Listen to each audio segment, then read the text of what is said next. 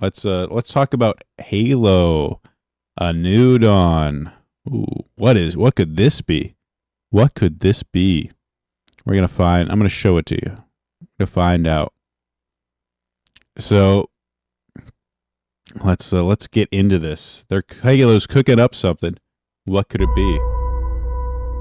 Chris Matthews, take one. Mark. This is Casey Wu, take one. Mark. I was told that I can just be my authentic self, Chris. Yeah, you could 6 years, I don't want to. I mean, already the video's starting out. No gameplay, just people. So this is be in front of the camera. Immediately, it looks like they're blowing smoke up their asses. There's so much to do and so much fun to be had when you play Halo that I feel like I never run out. So this is the first person they introduce. He's a community manager. What the fuck does a community manager do? Nothing against John Junizek here, senior community manager, but he has no importance as far as making a video game. He doesn't make any important decisions. He doesn't build anything in this game as far as like graphics or programming. Yeah, this is the first person they show. Out of things to do. I love. And of course, the second person they show, a fat black woman with colored hair. And of course, she has a rainbow flag. Let's go on the profile page. People are freaking out about this lady because why not? I mean, she's the chief of staff. Hashtag hiring. Oh, and a giant rainbow flag on her backdrop of her profile pic. I wonder if it's hard for straight white men to get hired at 343 or now as it's now being called Halo Studios. This is always a great look. This is the second person they wanted to show off. Is this fat black woman that I guess is in charge of hiring. Again, not doesn't program, doesn't do any graphics, just, got to show off your DEI. Stories that take place across lots of different worlds, have lots of different meaningful characters. Wow, that's what great. Made Halo successful at the beginning? What is the legacy of Halo? And of course, the third person they show off is another woman. Why not? There are so many women here at Halo Studios. Surely they're going to make a great game. And What's then the soul that we want to bring forward? Yeah, it's always so sad to see a woman talking about the soul of Halo. Now, how can a woman even understand what it's like to fight in a war or like the desire to fight? Halos the guys are called Spartans. Like Master Chief is called a Spartan. You think a woman can understand what a Spartan spirit is? A modern woman? Do they have any idea what the soul of like violence and combat is? Because it's ingrained in men. It is not ingrained. What's the craft of making women. Halo games, and how do we set our just talk about like it's fucking studio astrology. Our best to go deliver on that? Yeah. We knew we had to make a change. Fourth person's another fat woman. She has zero chin. Wow. In order to take us into the future. When I first heard about Halo moving on Unreal Engine, my first thought was this is going to be a really hard. And there's a guy that's not even from the studio. It's the guy from the director UE licensing Epic Games. To keep. I think fans are going to be excited about the future of Halo. They're going to be excited because of the possibilities that are afforded us by using Unreal. Before, we really had to split our focus in thinking about building an engine, supporting it, being really kind of a tech company and a studio at the same time. Wow, tech company and Microsoft being a tech company and to shift to UE. We can bring Halo forward in ways that people have never seen before while still being true to what Halo is. They always talk about the soul of Halo, what Halo is. Guys, I'm going to let you in a spoiler. They're never going to tell you what the soul of Halo is or what Halo's about. It's just some sort of ambiguous reference to, hey, good morning, Deborah. Good morning, X-Rider. Good to see you. It's just, oh wait, you've already been here. It's just the ambiguous soul of Halo. The Foundry project was guys, don't worry, it's like guys, don't worry, we're not gonna ruin Halo. How far we can push things using Unreal 5. New studio art director Chris came to me and said, "Hey, I have this crazy idea." He said, "Hey, there's this thing called Project Foundry that I want to do. Let's make it happen." Foundry specifically is based around the same concept of the Foundry in Halo lore is the place Do where you Halo remember the rings Foundry, war. guys? Halo. Whoa. Look at this crazy music. It's not a game, Graphics. it's a research project for our studio so we can prepare ourselves for the next steps of making Halo games. Wow.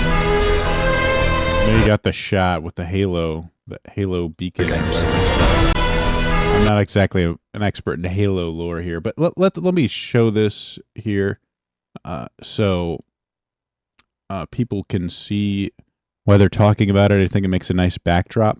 So this is Will Waltz. I guess he used to work for 343 Studios. I worked for them as a top-performing industry animator for 13 years. Wow, long time.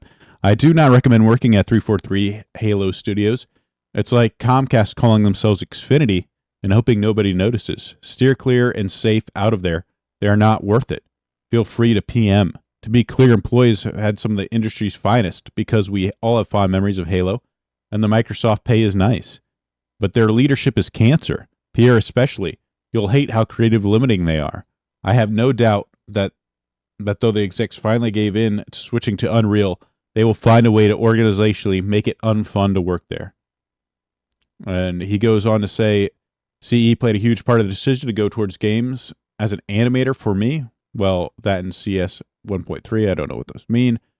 Breaks my heart to imagine telling the studio loudly, almost daily, how to succeed for 13 years. 7 of them spent educating a clueless exec team with a purely corporate publishing background and no real hands-on coding or art, and in some cases, gaming experience.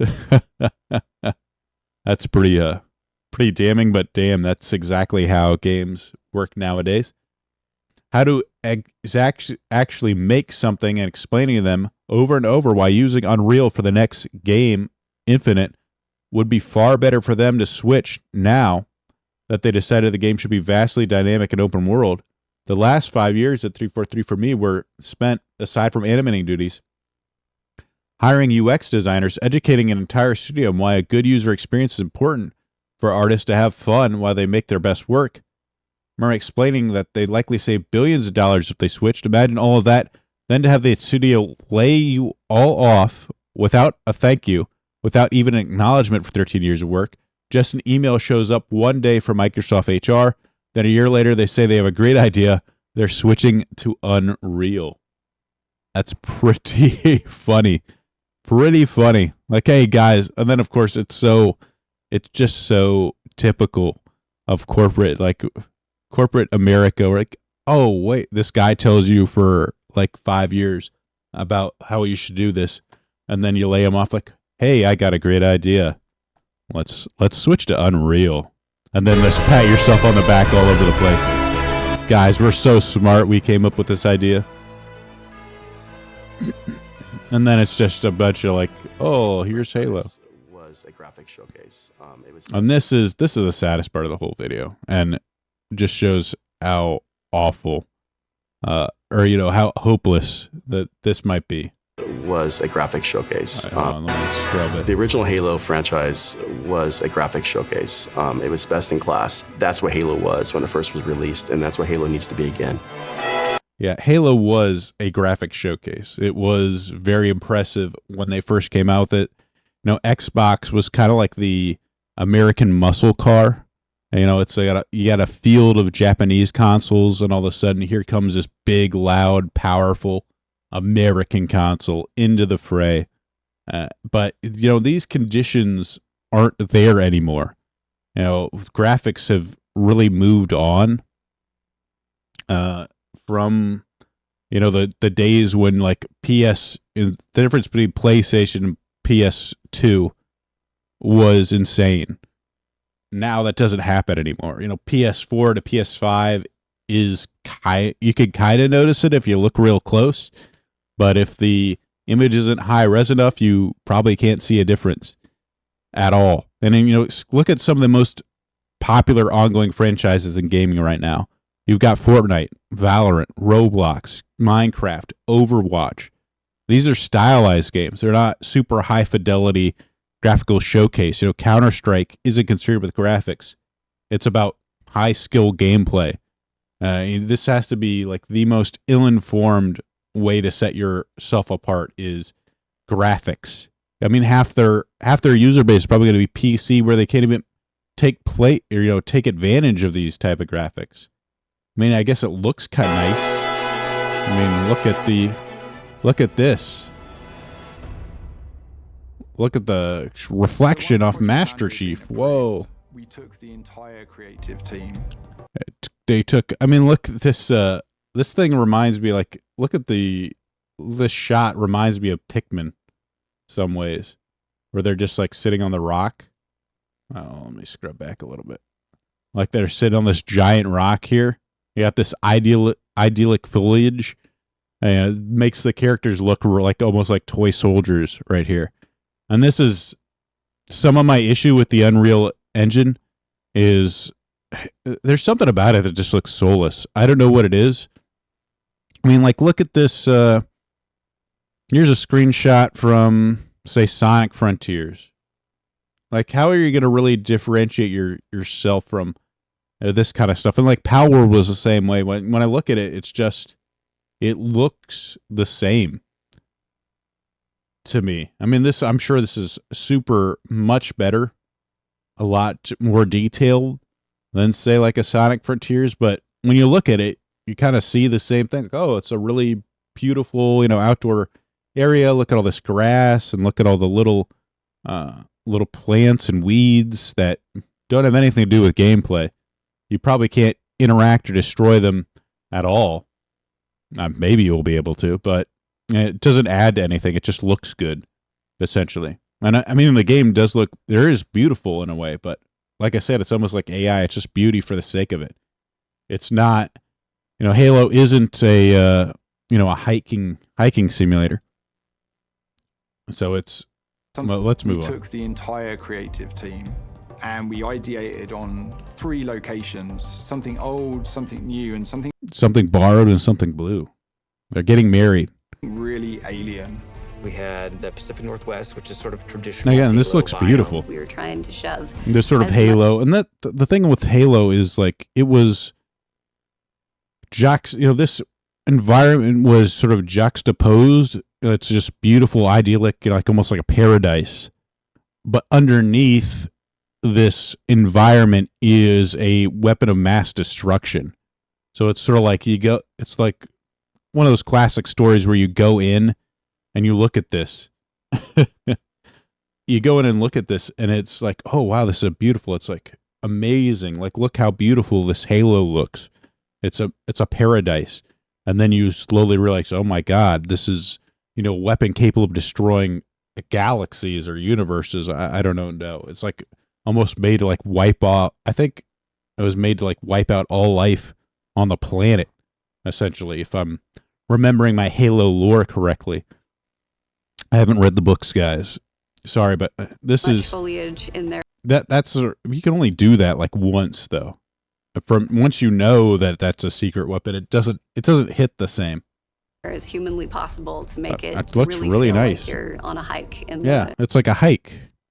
Is a Halo about hiking? Cascades. The Coldlands, which was the second biome that we took on, it was more of a technical showcase. Exactly. Nothing makes for great gameplay like a technical showcase. Shaders, we could play with deformable. This whole thing feels like an ad for the Unreal Engine. Unreal affords us more opportunity. I hope they're paying. I hope they're paying them. On the surface, it might just look all like snow, but how many layers? Whoa, of layers combined to really give that winter look. And then our third biome was the Blightlands, which is any land. I mean, this actually looks different, like definitively Halo. Perhaps, so it does kind of remind me of Helldivers 2. And Helldivers 2 is actually doing, interesting stuff. That's been completely taken over by the flood. I wanted to give our team the opportunity to really express an alien world, a really alien world.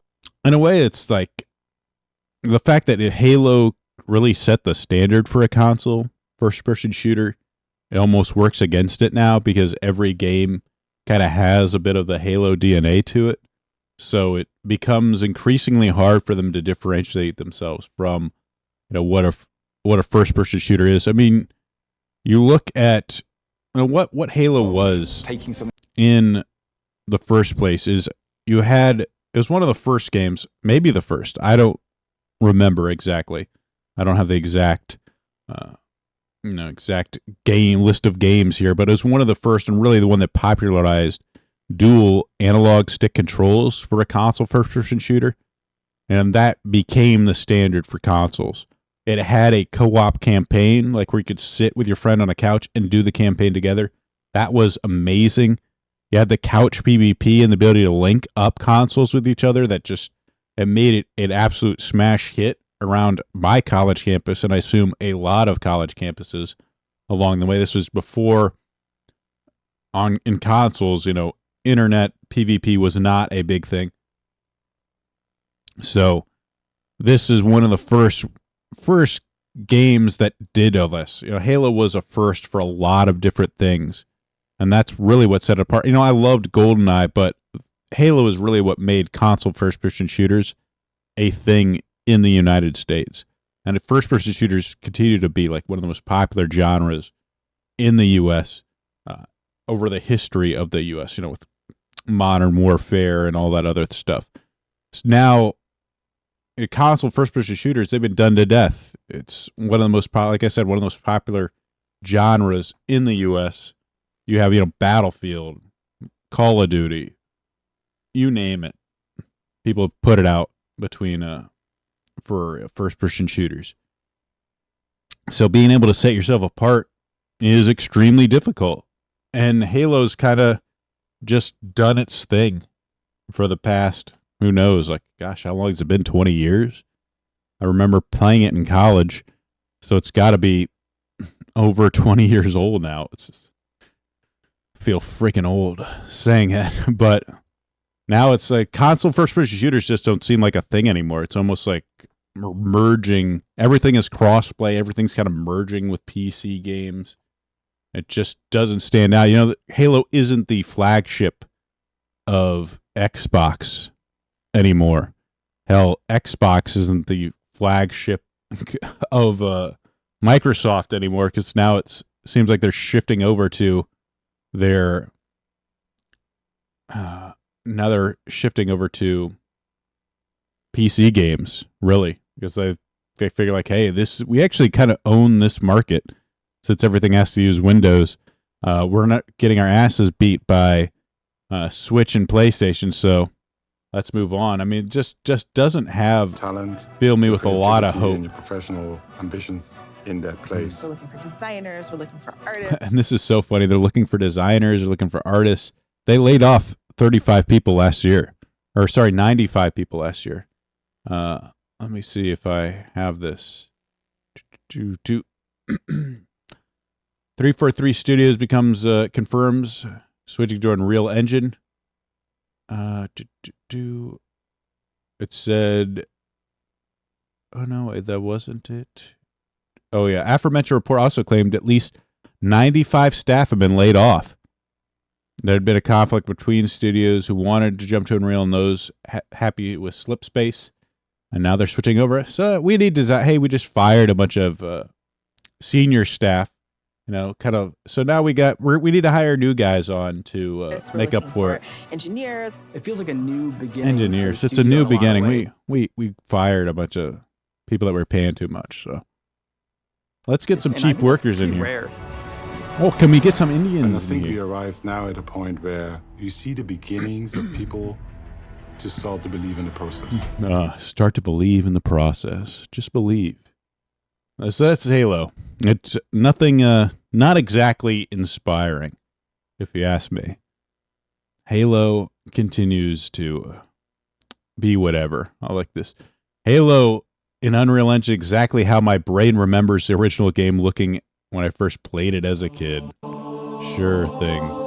Sure thing, pal. I like someone threw Mario in the Unreal Engine and said, that's exactly how my brain remembers Mario as a kid.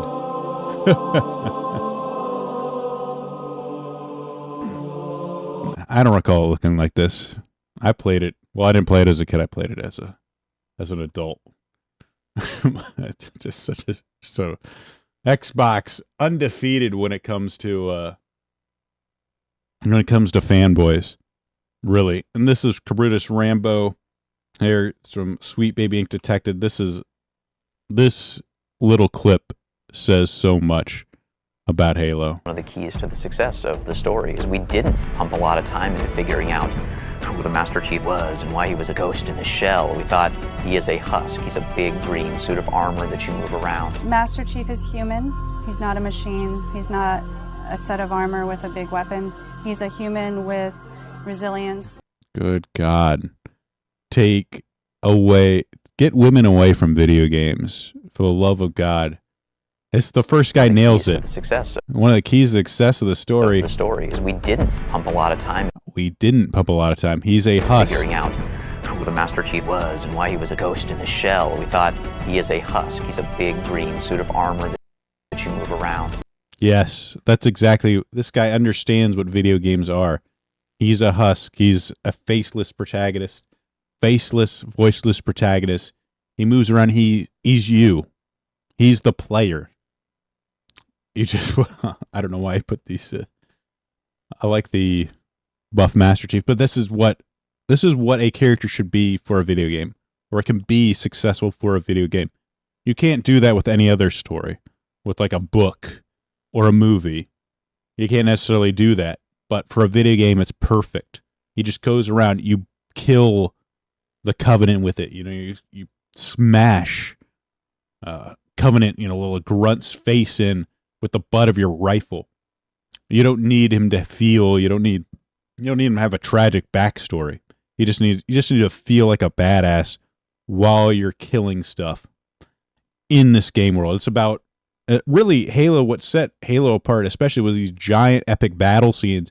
You're flying in a warthog, and you have a bunch of people coming out, a bunch of your allies, Marines coming down fighting with you as giant explosions from these Covenant tanks and these ghosts and wraiths. Covenant ghosts and wraiths, fly around the battlefield, and you're in the middle of it, like shooting people, blowing stuff up. Epic battle scenes, with that great score that comes out like ba ba ba ba. That is what really made Halo. Those moments that stick out, you remember.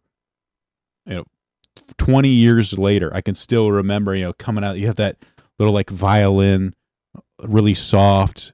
And it's like and then all of a sudden, like boom, it pops, and then the giant symphony just pops, and like really, like I don't know, the cellos were like ba ba ba ba, like super. They just hit, and that's when the fight is really like crescendoed at its peak. You move around. Master Chief is and then Master Chief is human. Human. He's not a machine. He's not a machine. He's not a set of armor with a big weapon. He's a human. This is so gay. So gay. I hate women. I hate women as a collective. Why are they doing this to Master Chief? This ruins his character. Human with resilience. Human with resilience. God almighty. This is the worst thing ever. He's a suit of armor. He's a giant machine of war. This is what you want to be. You don't want to be a human with, feelings and shit. God. Get them away from him. Stay away from Master Chief, lady. Please. This isn't the only thing you'll see women ruin in this episode, guys. It's still coming. Sorry, Deborah. We're not talking about you. You're different. Good Lord. Well, let's move on from Halo. We've had enough of this. He's a human.